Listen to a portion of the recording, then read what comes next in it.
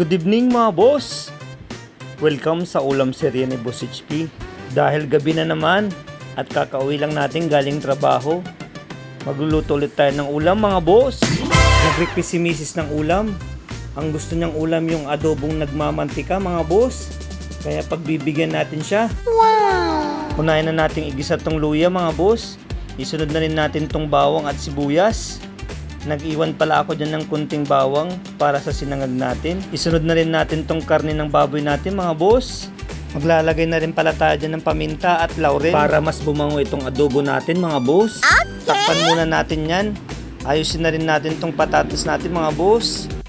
Hahalo-haloin lang natin yan mga boss para hindi masunog. Maglalagay din pala tayo dyan ng kunting tubig para mas mabilis lumambot itong karne natin mga boss. Maglalagay na rin ako dyan ng Knorr cubes.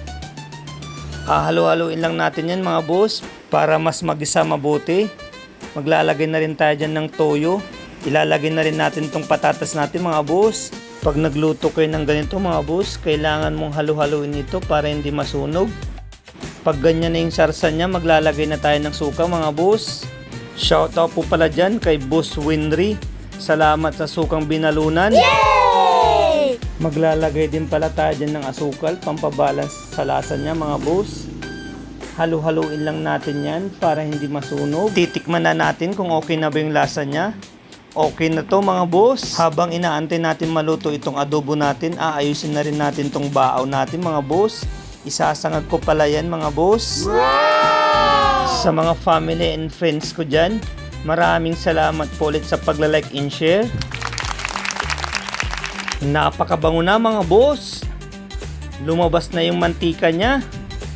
Ilalagay na rin natin tong sili na green mga boss. Tingin pa lang talagang nakakatakam na mga boss. Extra rice please. Okay na to mga boss. Panalo na naman ang ulam natin ngayong gabi mga boss. Sa mga laging nagko-comment sa mga videos natin, maraming salamat po sa inyo mga boss. Okay na tong adobong nagmamantika mga boss.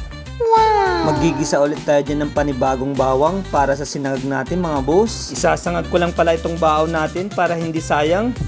Taob na naman ang kanin natin nito mga boss. Yeah! Maglalagay lang pala tayo dyan ng paminta at asin. Okay na to mga boss. Hahalo-haloin lang natin yan para hindi masunog mga boss. Bagay na bagay sa ulam natin ngayong gabi mga boss. Adobo at sinangag. Panalo. Okay na to mga boss. Ano pang inaantay ninyo? Kainan na. Thank you Lord. Kain tayo mga boss.